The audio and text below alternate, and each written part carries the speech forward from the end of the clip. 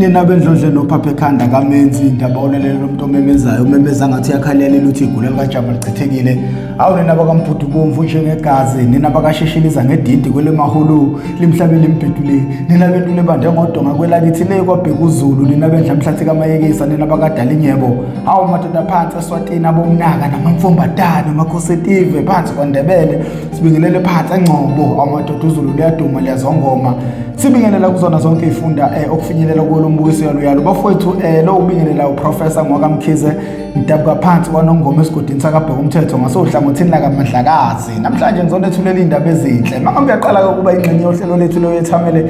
How I Ended Up in Drugs ukuhlelo olungaphansi kwesitebele iMPTV1 lasilanda khona abafowethu nodadewethu abavele ngeshiya ezidakamizweni abasuke bezosilandisa kabanzi ukuthi bawela kanjani ezidakamizweni lokho sisuke sikwenza malungana ngqo nokuzama ukuqwashisa umphakathi uma wesifazane uyithola usesidakamizweni uzosithola usumuntu odayisa ngomzimba uma ungesilisa usesidakamizweni uzosithola umuntu osentshontshayo obamba inkunzi lapho ke uphakathi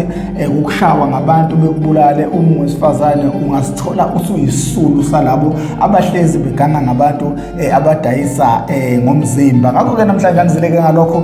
ngize ngokuzokwethula nathi indebe yethu indondo yethu mfowethu mekuthi uku-TikTok wethu uMPMKZB uma uku-Facebook wethu MPMKZB uma uku-YouTube channel yethu MPTV1 bafowethu ngibamba ithambo bafowethu ngilula isandla bafowethu ngiyaziphula ngiyazendlala phambi kwenu nakhe sesithe sahlabana nakho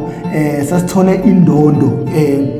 yokuthi laphana ke YouTube sidlule ama subscribers awu 100,000 sesinama subscribers angaphezulu ka 100,000 kodwa ke indondo le usukuyinikela ukuthi usuriche u100,000 subscribers bafowethu ngaphandle kwenu